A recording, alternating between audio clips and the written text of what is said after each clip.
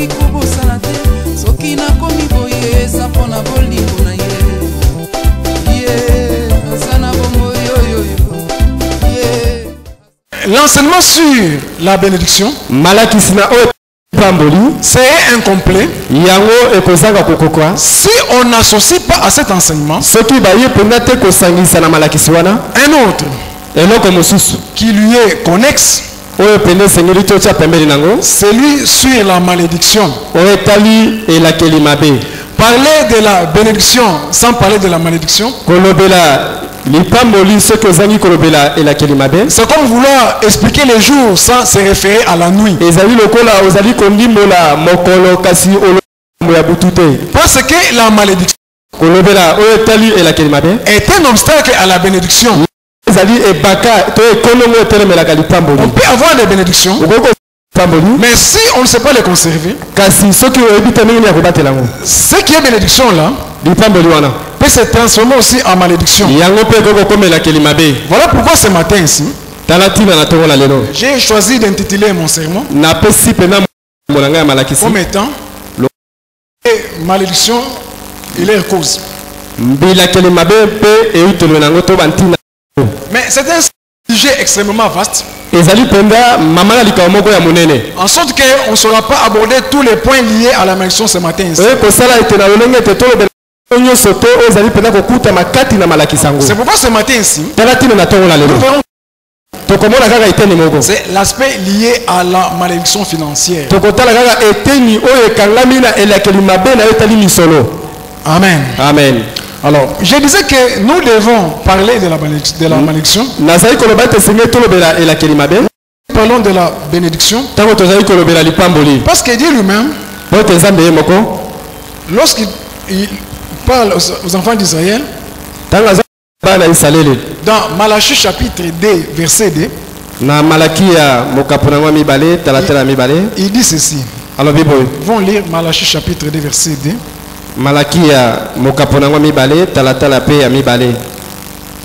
Si vous l'écoutez, si vous ne prenez pas à cœur de m'honorer, dit l'Éternel, le Seigneur des armées célestes, alors j'enverrai la malédiction contre vous et vos bénédictions, j'en ferai des malédictions. Je peux m'arrêter à ce niveau-là. Et dans la version 8 secondes que beaucoup de gens ont ici, Dieu dit, où il est écrit, je maudirai vos bénédictions. Donc, lorsqu'on parle de la bénédiction, il est très important de comprendre aussi le concept de la malédiction. Alors, qu'est-ce que la malédiction? La malédiction peut être comprise comme une loi qui pèse sur quelqu'un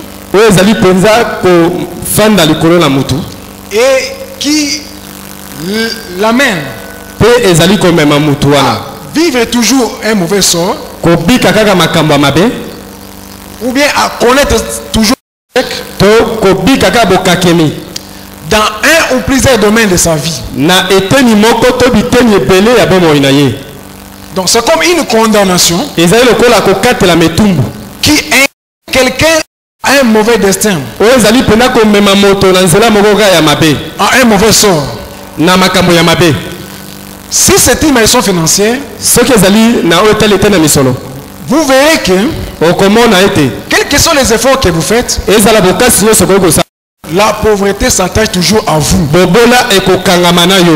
Et très souvent, nous ici, nous avons une mauvaise conception de la pauvreté. La pauvreté ne signifie pas forcément manquer de... On peut avoir beaucoup de choses, mais l'esprit de pauvreté peut aussi vous visiter. Quand vous avez beaucoup d'argent, mais vous vivez Beaucoup plus malheureusement que quelqu'un qui en a moins. Vous pouvez être directeur dans une entreprise. Vous êtes mieux payé. Mais vous vivez une vie plus misérable que celle de votre huissier. Comment? Même si on vous paye $5 000 par mois, et que c'est $5 000 dans la maison, c'est des dés qui vous... C'est tel oncle qui met au village, et c'est vous qui devez acheter. C'est tel petit frère dont la femme vient d'accoucher, et c'est un cas très critique. Intervenir. Lui il n'a rien. Et vous regardez comme ça, vous trouvez que c'est une situation pour laquelle vous devez faire quelque chose. Au même moment, c'est votre maman qui fait une crise d'hypertension quelque part. Ou bien c'est votre enfant qui développe subitement une maladie. Vous avoir $5 000 comme ça. Et en l'espace d'un matin, ces $5 000 là se volatilisent. Alors que votre huissier, auquel on peut-être $250, qui selon nos pareil pauvre, il fait une maison où il paye $30, il paye les études de ses enfants dans les écoles où il s'attend. Même si ça sert par terre, ils savent quand même que 1 plus 1 est égal à 2. Ils savent quand même que l'alphabet français a 26 lettres. Et vous, qui percevez $5 000, vous envoyez vos enfants à l'école belge ou à l'école française. À la fin du mois, vos enfants vous reviennent avec des bulletins où ils ont obtenu 30%. Mais l'enfant du huissier, tout en s'asseyant par il fait 80%. Et à la fin, et ton enfant qui a étudié à l'école belge et l'enfant du huissier, tous ces retours à l'université de Kinshasa. Alors, entre ces deux personnes, qui est la personne la plus pauvre?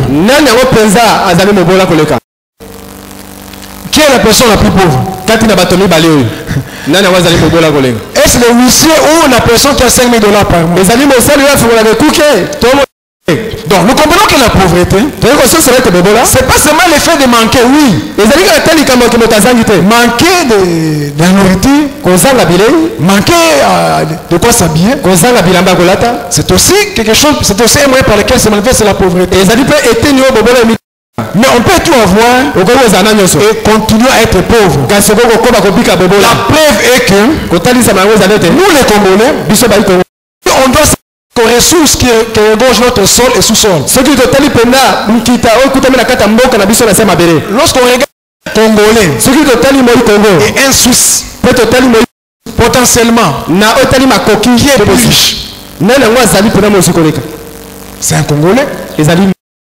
Quand on prend un Congolais et un Japonais qui est potentiellement plus riche que l'autre,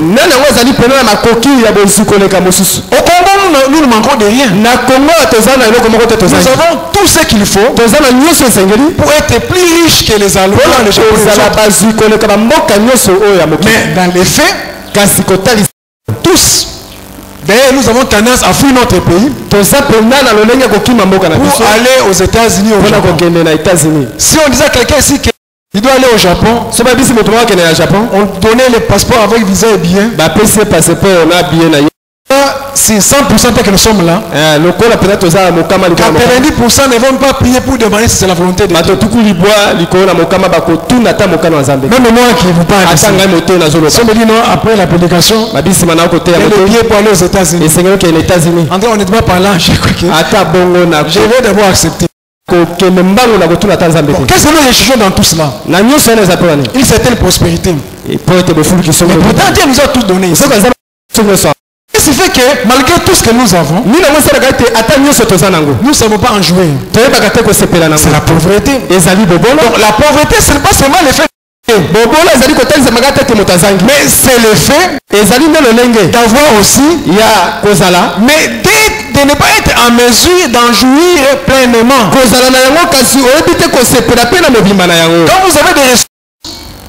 Quand vous avez des ressources, quelle que soit leur quantité, et donc vous ne savez pas jouir pleinement, vous êtes aussi en quelque sorte pauvre. Et ça peut aussi, cette pauvreté-là peut être une malédiction. Alors, quelles sont les sources de la malédiction? On doit différencier les sources de malédiction de causes de malédiction. Généralement, nous avons tendance à confondre les causes de malédiction et des sources de malédiction. Il y a une différence entre les sources de malédiction et les causes de la malédiction. Les sources de malédiction, ce sont des personnes par lesquelles les malédictions arrivent. Généralement, les sources de malédiction sont aussi les mêmes personnes qui constituent les sources de bénédiction. Tandis que les causes de malédiction sont les événements qui occasionnent ces malédictions. Est-ce que je me fais comprendre? Je donne un exemple. Vous travaillez. Quelle est la source de votre argent? Non. Je donne cet exemple ici. Vous travaillez. Et à la fin du mois, vous donnez l'argent à la maman. Et avec cet argent, la maman peut faire plusieurs dépenses. Lorsque la maman va avec l'argent au marché, elle va effectuer les dépenses. L'argent va sortir. Quelle est la source de cet argent-là? L'argent qui est dépensé au marché. Quelle est la source? C'est vous. C'est vous qui avez donné l'argent. Mais quelle est la cause qui fait sortir l'argent? C'est peut-être les besoins du ménage. Je donne un autre exemple. Vous travaillez. Et à la fin du mois, vous avez le salaire. Mais le salaire, là, il y a beaucoup d'herbiques. Quelle est la source de l'argent? C'est le travail que vous faites. C'est votre employeur qui a la source. Mais quelle est la cause? Une des causes peut être la service. C'est l'événement qui a occasionné que vous puissiez avoir cet argent-là. On se comprend? Alors, parmi les sources de bénédiction, des malédictions financières, nous avons d'abord Dieu. Dieu est source de bénédiction, c'est vrai. Mais il peut aussi devenir une source de malédiction. J'ai dit que nous devons différencier les sources de bénédiction des causes de malédiction. La deuxième source de bénédiction, de malédiction, ça peut être l'homme lui-même. Vous-même, dès que vous êtes là, vous êtes une source de malédiction. La troisième source de malédiction, ça peut être les autorités, le supérieur, votre chef, là vous travaillez, votre responsable de la chorale, votre responsable d'entité, votre mari, peut aussi construire une source de malédiction pour vous.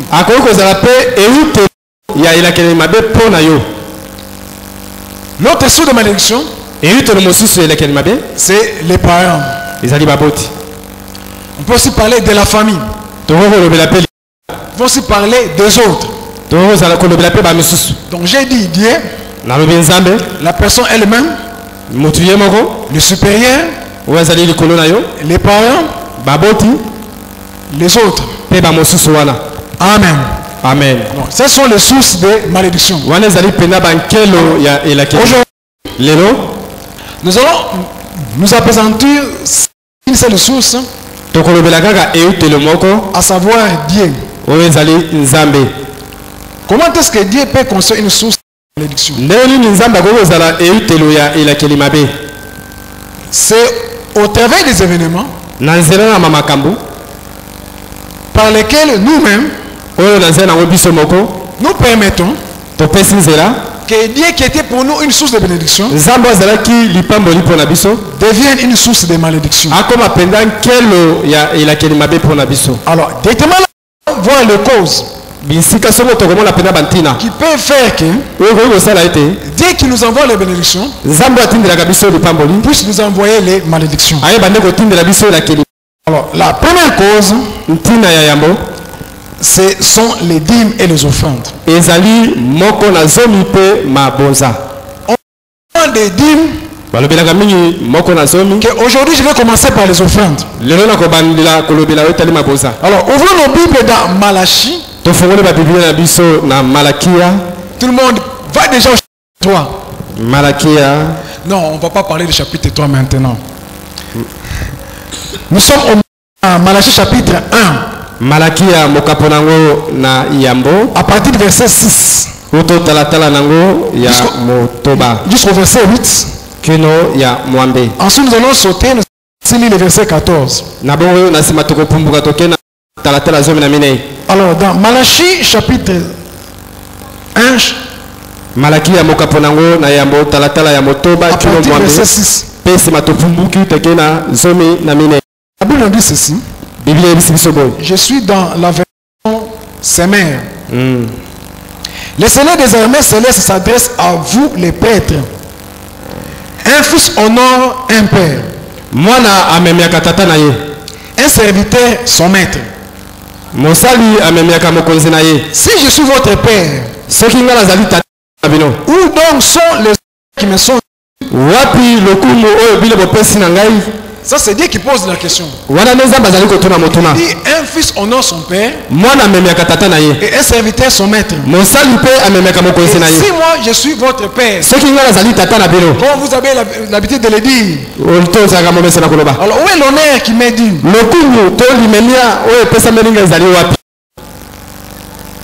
Et pour demander en quoi t'avons-nous méprisé? Vous apportez sur mon autel des aliments impurs. Puis vous demandez en quoi t'avons-nous profané? C'est en disant la table de l'Éternel n'a guère d'importance. Quand pour les sacrifices vous venez présenter un animal aveugle. N'y a-t-il rien de mal? Et quand vous présentez une bête éclopée ou un agneau malade, n'y a-t-il rien de mal? Offrez-les donc à votre gouverneur. Content de vous. Et au verset 14, Dieu renchérit en disant maudits soient les tricheurs qui a dans son troupeau un beau mouton, un mâle, et le premier parvé, puis offre au Seigneur une bête chétive. Et l'Éternel de poursuivre. Car je suis un grand roi. Je ne sais pas si nous comprenons ce que Dieu dit dans ce texte-ci. Dieu dit ceci, qu'un fils honore son père, un serviteur son maître. Si vous prétendez que je suis votre père, Mais où est l'honneur que vous me témoignez? Matin, soir, vous cessez de crier, oh Dieu notre Père. Il y en a même qui connaissent ça par cœur. La prière de notre Père qui est au ciel. Alors ce Père-là qui est au ciel, il dit si réellement je suis votre Père. Où est l'honneur qui m'est dit? Quand je vous observe, quand je vois votre manière d'agir, je trouve que vous me méprisez. Vous n'avez aucune considération pour moi. Et Dieu commence maintenant à expliquer comment est-ce que nous les méprisons. Comment est-ce que nous manquons de la considération pour nous. Alors il dit, quand vous considérez que la maison de l'Éternel est méprisable. L'Éternel est méprisable, ça signifie que vous pouvez amener à Dieu n'importe quoi qui vous passe par la tête. Si vous devez aller chez votre beau-père, vous amenez quelque chose de bon. Et quand vous devez aller chez Dieu, vous amenez n'importe quoi. Amen. Que vous n'avez aucune considération pour Dieu. Je donne.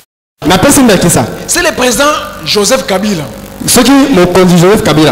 Je laisse le président Joseph Kabila. Je prends votre beau-père ou votre belle-mère. Je laisse aussi cette cas-là. Votre chef au service, votre DG, il vient. Par surprise, il arrive chez vous à la maison.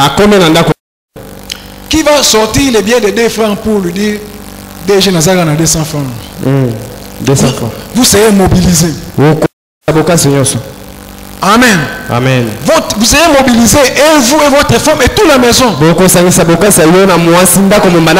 Parce que le DG est là. Vous allez faire sortir vous allez faire sortir la meilleure boisson que vous avez. La champagne. Le vin rouge. Tout ce que vous connaissez. Sinon, vous allez acheter même le jus. Si vous n'avez rien, vraiment vous allez vous morfondre en excuses. Mais lorsque nous nous présentons devant Dieu, est-ce que nous avons la même considération? Même regarde le bête que tu es là. Avec ce que tu as amené comme offrande. Donc c'est comme si ça ne te dit absolument rien. Amen. Amen. Les offrandes que nous tous nous avons amenées à Dieu. Même quand on dit Baba Bazan a 2000 francs, nous nous levons avec beaucoup de fierté. Parce que nous avons amené 2000 francs. Et lorsqu'on dit ceux qui ont amené 3000 francs, nous venons avec beaucoup de fierté. Parce que nous mettons 3000 francs. Mais Dieu dit, je suis un grand roi. Ça signifie que lorsque nous lui apportons des offrandes, nous devons considérer que nous sommes en présence non pas de celui qui a établi les rois, on n'est pas en présence d'un roi, mais nous sommes en présence du roi des rois. Nous sommes en présence de celui qui peut établir les rois. Si nous pouvons avoir peur de notre DG, si nous pouvons avoir peur du Premier ministre, si nous avons de la considération pour le président de la République, et lorsque nous apportons des offrandes, nous devons encore avoir beaucoup plus de considération. Nous ne pouvons pas nous permettre de venir devant Dieu avec n'importe quoi. Dans nos familles, lorsqu'on devait honorer un chef, on offrait soit un bœuf. Si on n'a pas le bœuf, c'était une chèvre graisse qu'on offrait. C'est ça qu'on offre aux Israéliens. Et lorsqu'on n'a rien, et qu'on reçoit un chef coutumier, dès que vous êtes là, votre chef du village vient chez vous, vous allez faire une réception. Vous allez lui offrir un bœuf. Si ce n'est pas le bœuf, c'est la chèvre. Ce n'est pas la chèvre. Si vous n'avez rien, c'est au moins une poule que vous allez lui offrir. Nous venons ici à l'église. Qu'est-ce que nous offrons à Dieu? Plus que notre chef coutumier. Pourquoi Dieu dit un fils honore son père? Et si je suis père, Ce qui est dans la où est l'honneur? Et quelque part il dit, vous me trompez. Disons encore, Malachie chapitre, rentrons maintenant dans le verset qui est célèbre, que nous connaissons tous, dans Malachie chapitre 3, verset 8. On dit ceci. Un homme peut-il voler Dieu? Pourtant, vous me volez. Et puis vous, en quoi t'avons-nous donc volé? Lorsque vous retenez l'offrande,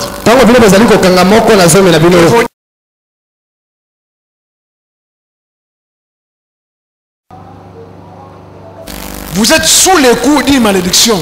Ça c'est le verset 9. Vous êtes sous le coup d'une malédiction. Parce que tous ces peuples, vous tous, vous me volez. Bien aimé, Dieu attache une très grande importance aux offrandes. Et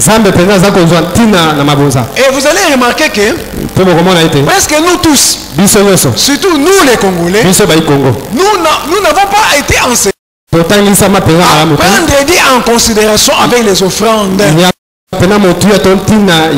Lorsque les gens apportent, pour que les gens apportent $5 ici, ou $10 au moment des offrandes, il faudra qu'on puisse dire, mais mis offrande à devise Baya. Mais il n'y a personne qui est à la maison.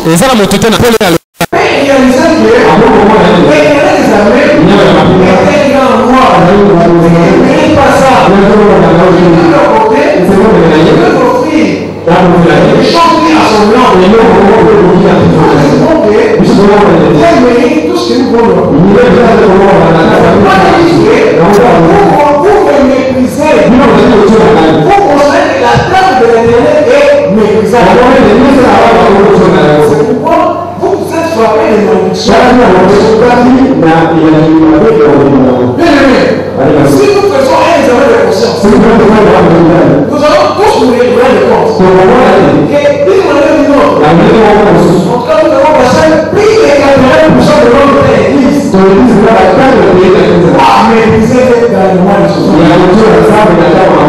Lorsque nous apportons des choses, nous devons nous-mêmes.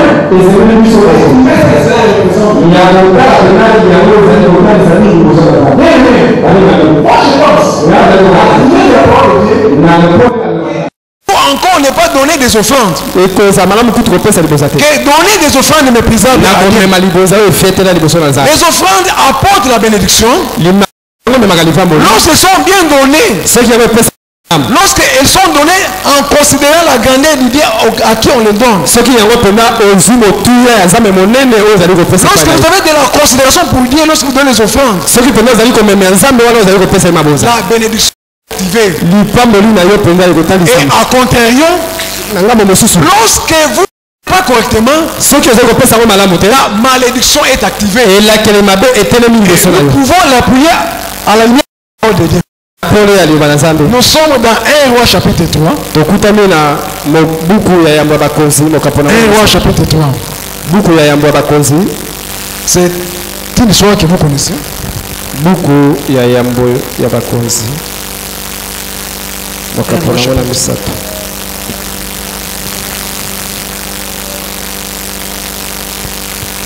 À partir du verset 4. Un jour, le roi se rendit à Gabaon, où se trouvaient alors les hauts lieux les plus importants, pour offrir un sacrifice. Il fit immoler 1000 sur cet autel.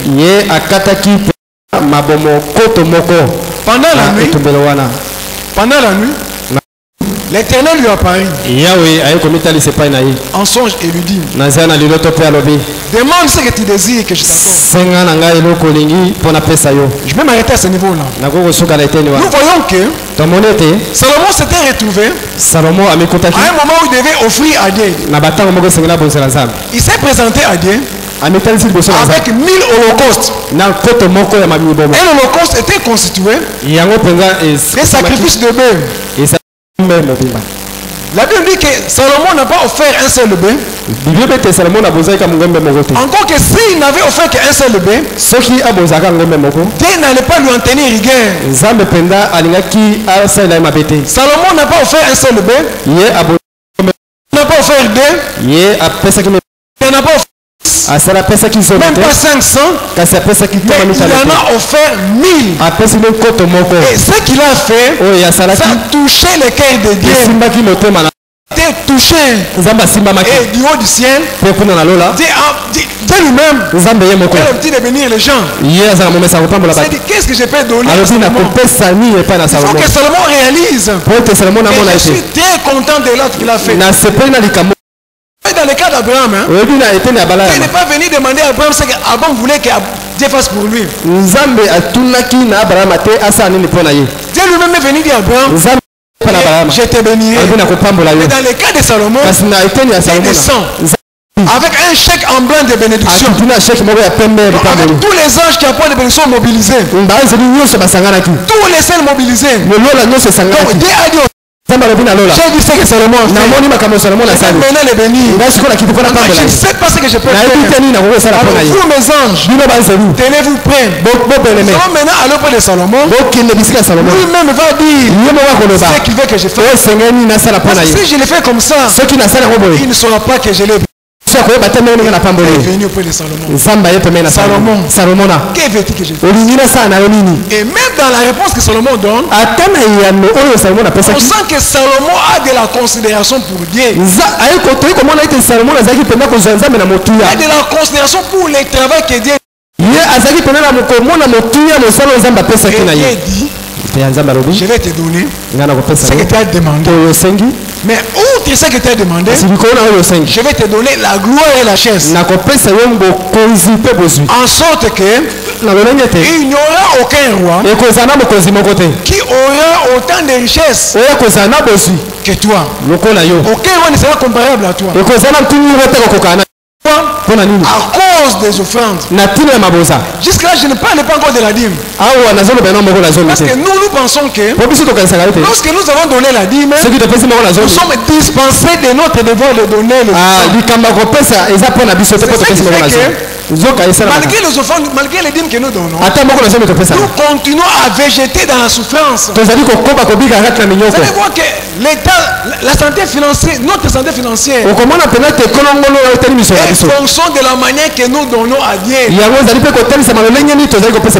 église dont les membres n'ont pas été enseignés à donner correctement à Dieu à travers les offrandes ne parlons pas encore de dîmes. Je suis encore dans les offrandes. Nous revenons maintenant dans Actes des Apôtres. Là j'ai donné un exemple où une personne a été bénie à cause de l'offrande. Nous allons dans l'Acte des Apôtres au chapitre 5. Nous allons voir comment une autre personne a été maudite pendant les offrandes. Nous sommes dans Actes des Apôtres chapitre 5. À partir du verset 1. Actes des Apôtres chapitre 5. Mais un certain Ananias, avec Saphira, sa femme, vendit aussi une propriété. Et en accord avec elle, mis de côté une partie de l'argent de la vente, apportait le reste aux apôtres et les remis. Puis lui dit, excusez-moi, Pierre lui dit, Ananias, comment as-tu pu laisser Satan envahir à tel point ton cœur, ayant menti au Saint-Esprit en cachant les prix réels de ton champ, en détourner une partie à ton profit? N'étais-tu pas libre de garder ta propriété? Ou même, après l'avoir vendu, ne pouvais-tu pas faire de ton argent ce que tu voulais? Comment as-tu pu décider en toi-même commettre une telle action, ce n'est pas à des hommes que tu as menti, mais à Dieu. Et le verset 5 nous dit, à ces mots, Ananias tomba raide mort. Bon, nous arrêter là. Ici, nous une occasion en or qui était donnée à une famille pour avoir la bénédiction, mais la famille l'a transformé en une occasion de malédiction. Comment? Ils ont vendu leur propriété. Alors, comme ils n'avaient pas de considération pour l'œuvre de Dieu, ils n'avaient pas de la considération pour Dieu, et à fortiori, ils n'avaient pas aussi de considération pour les serviteurs de Dieu. Nous ne voyons pas Dieu, mais nous, au travers de ces serviteurs, alors, lorsque vous manquez de la considération pour Dieu, ou lorsque vous manquez de la considération pour les hommes de Dieu, et que vous manquez aussi la considération pour l'œuvre de Dieu, vous manquez aussi la considération pour Dieu. Ça va se traduire de façon de donner. Ananias et sa femme ont vendu les propriétés. Après avoir vendu la propriété, ils ont pris l'argent. Je ne sais pas à combien ils avaient vendu cet argent. C'est de la même année que toi aussi. Après avoir été payé, après avoir fait une affaire quelconque, l'argent, il y a 50 000 $. Maintenant, la dîme c'est combien? C'est 5 000. Maintenant, tu as 5 000 $ entre les mains. Maintenant, quand tu as 5 000, tu commences maintenant à sous-estimer Dieu. Sous-estimer Dieu, à sous-estimer ses serviteurs. 5 000 $. Et donner 5 000. Non. Qui sont-ils? Moi je vais souffrir pour eux. C'est que Ananias et sa fille ont beaucoup d'argent comme ça. Donner seulement à Pierre. Pourquoi ils ont fait ces raisonnements? C'est parce qu'ils n'avaient pas de...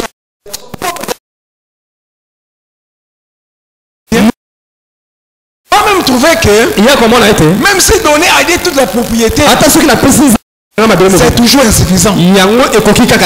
Bien aimé. Si nous regardons le Dieu qui a créé les cieux et la terre,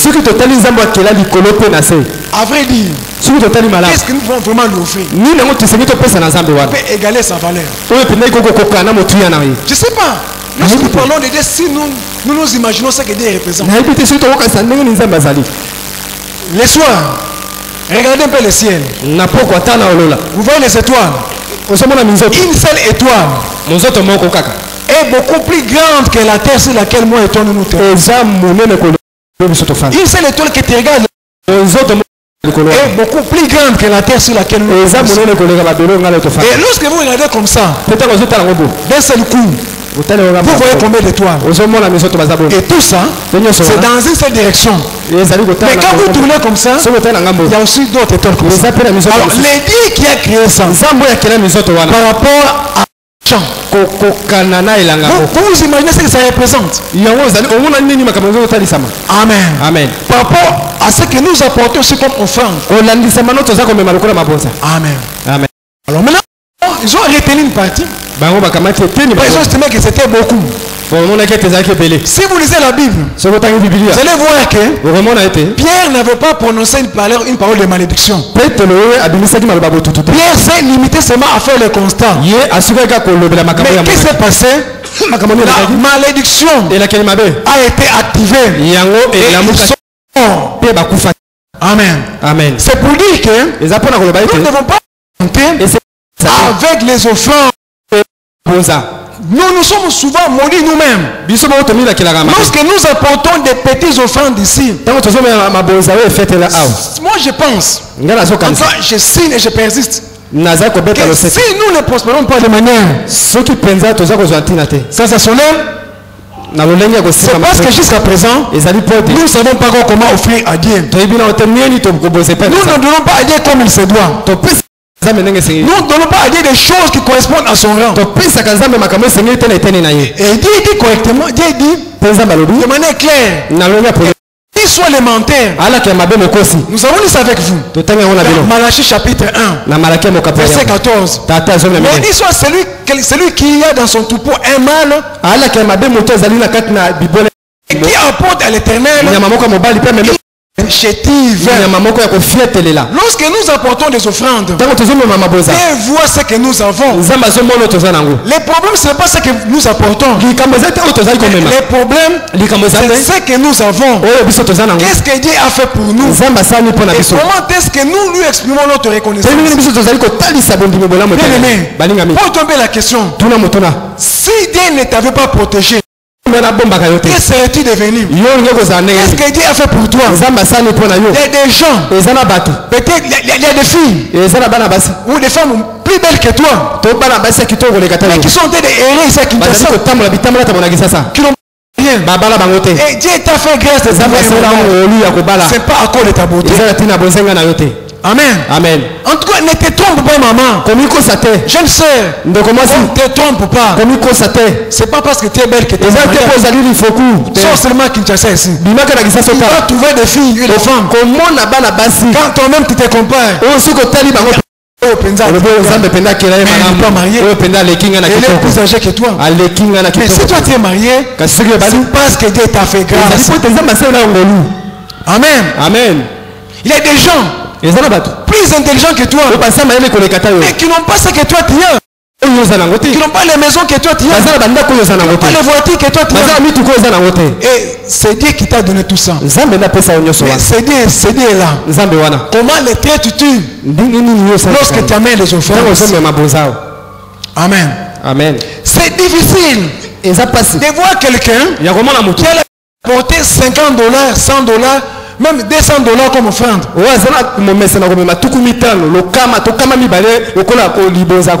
que nous faisons, c'est seulement des offrandes accidentelles. Pour avoir $50 ici, ou $100 des offrandes, c'est souvent de manière sporadique ou accidentelle.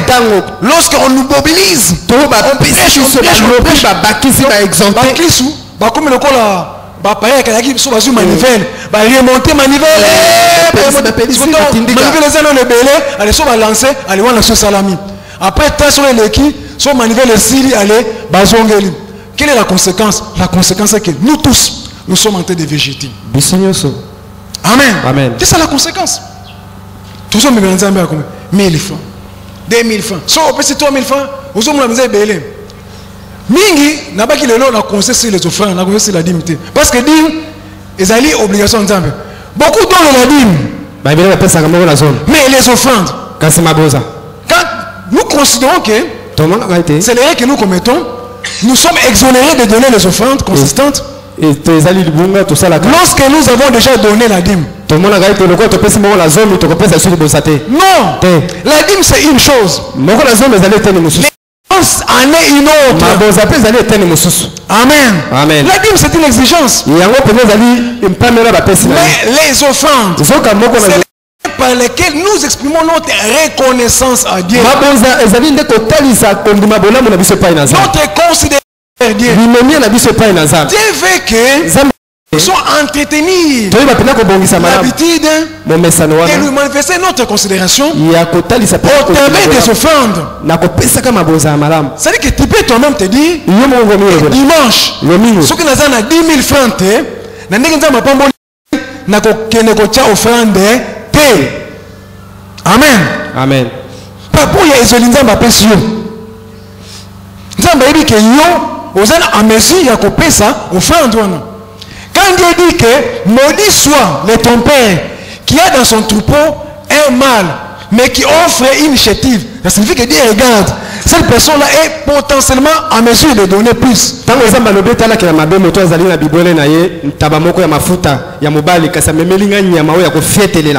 Mais voilà ce qu'il apporte. Et Dieu dit offre-la à ton gouverneur. Et il va t'accepter. Et tu feras tout bon accueil. Moi, nous devons avoir une alliance avec Dieu. Nous devons avoir l'habitude d'avoir une alliance avec Dieu. Une alliance avec laquelle nous lui apportons des offrandes significatives. Dans une assemblée, ou lorsqu'on donne les offrandes comme ça, après, lorsqu'on fait la comptabilité, combien entre 2500, 3500, quand c'est beaucoup, c'est 4500. Regardez une telle assemblée, voyez que les gens sont toujours malades. Les gens souffrent. Amen. Amen. Alors, il n'y a pas autre moyen par lesquels vont être bénis financièrement que par les offrandes.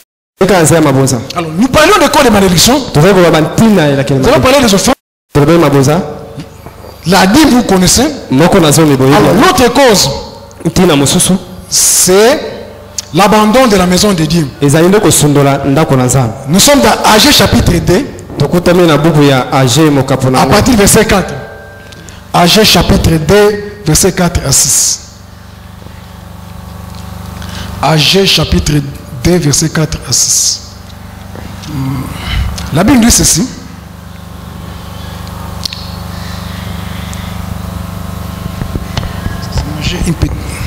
Agé 2, 4 à 6.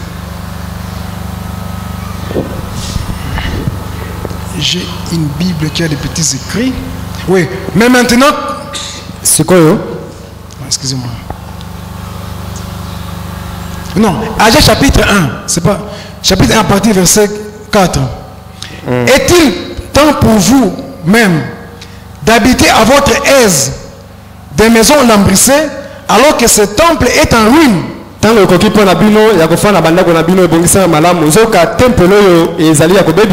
Voici ce que déclare le Seigneur des armées célestes. Réfléchissez donc bien à ce qui vous arrive. Vous semez largement, mais vous récoltez peu. Vous mangez, vous buvez. Qui ont pris à quel pour quelque chose dans la maison de mais c'est que Dieu veut. Ce ne sont pas des actions ponctuelles. La bénédiction ne vient pas seulement sur des actions ponctuelles. C'est une ambiance. Mais vous devez changer. Nous pouvons étonner la vie de Kinshasa ici. Nous pouvons étonner la vie de Kinshasa. On peut commencer à dire que dans cette église-là, là où passer le moment, là où on finit, passer la Christ. Amen.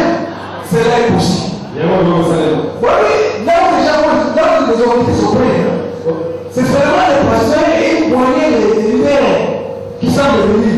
Mais nous, si nous comprenons ces choses, nous pouvons étonner la vie de l'éducation. Parce que c'est peut venir à des gens. Tout le monde commence à dire que c'est sorti. Ceux qui comprennent, puis des certains chants, vous comptez la partie d'ailleurs. Dimanche, on va chanter la partie de Télémon. On va chanter la partie de Télémon. Je vois que dimanche, tout le monde a la partie où le samedi et mon tour. Amen. Ce qu'on a fait, c'est qu'on va mais maintenant, on a des actions. Ces choses sont entre les mains. C'est nous qui pouvons ces choses. La bénédiction est avec nous. Et il s'explique. Mais il parle de la parole est loin. Mais qui dira de la chercher? Donc la parole est quoi? Et la foi, la guerre, la bouche, et c'est la parole de Dieu qui bouge. La bénédiction n'est pas loin. La bénédiction est loin de porter. C'est nous-mêmes qui savons la bénédiction. Lorsque nous savons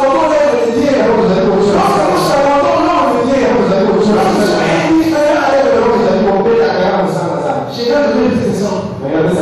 Vous avez maman, toi vous avez papa, vous avez maman. Ce qu'on appelle quelque part, ce qu'on voit maintenant au petit chauffeur à l'eau de classe. Ce qu'on sait vraiment le chauffeur, même le domestique, au petit monde à l'eau de domestique. Aux autres, on va voir, oui, le domestique, on a au sommet de l'eau et la madame. Mais au bout de moi, toute la journée, elle fait qui domestique, on a à négliger, au bout de la santé, on est là. Assumez le moment, le reste était domestique, à l'autre père, mais à l'autre à la télé. Est-ce que le domestique, on a se fait la télé? On se fait la télé? Mais Dieu agit au travers de ses serviteurs. Dieu agit au travers de ses serviteurs. On peut tout dire. C'est l'homme de Dieu qui était allé pour manger les souffrances.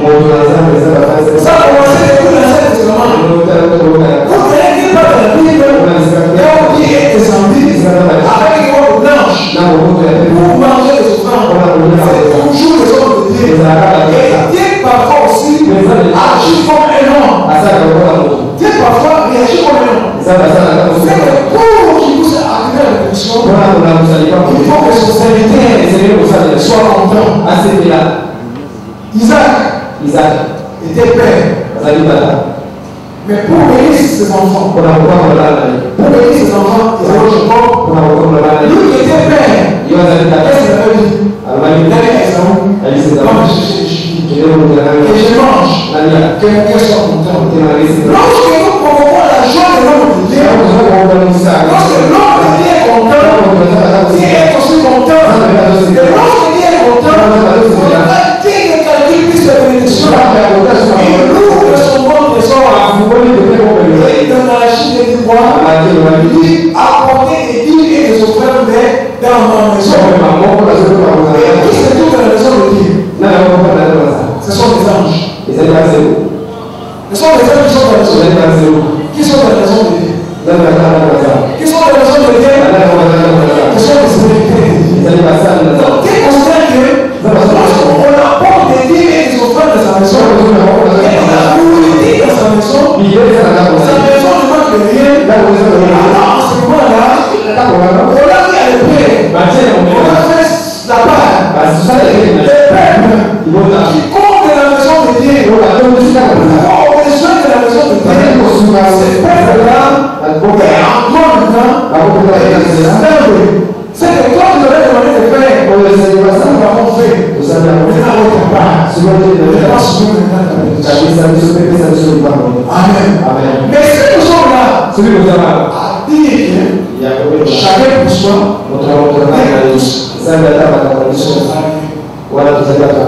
Amen. Et quand nous sommes le c'est toute une famille. C'est pas seulement les pasteurs, mais derrière les pasteurs, il y a sa famille. Amen. Qui est le pasteur de sa famille? Et derrière les pasteurs, il y a tous les autres serviteurs de Dieu. Toi qui sommes devant les enfants, mais égoïstes ici. Nous sommes très contents. Nous avons fait des gens du bien. Mais ce sont aussi des serviteurs de Dieu. Toi qui viens de nous critiquer, allez chez sa boue. Allez chez sa boue. Toi tu achètes des vestes. C'est bien. Mais c'est terrible. Apporter ton père, c'est quoi? Ton père qui est, c'est amener les choses que toi-même tu ne peux pas accepter, mais qui te amène à l'homme de Dieu.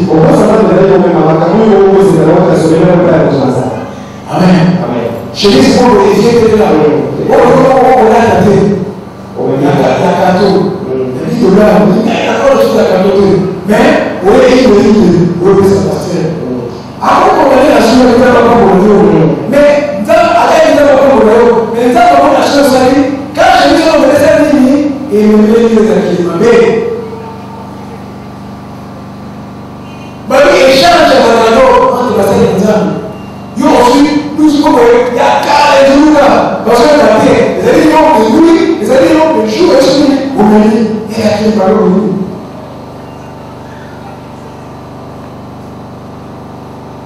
Mon frère, on va dans la chose de la mais on suit ma plan là, on tient la carte, on va aller, on vient, on se fait ça, et il y a qui parle. Donc, allez disposer à la connexion. Mais les pommes, il y a des cas de connexion.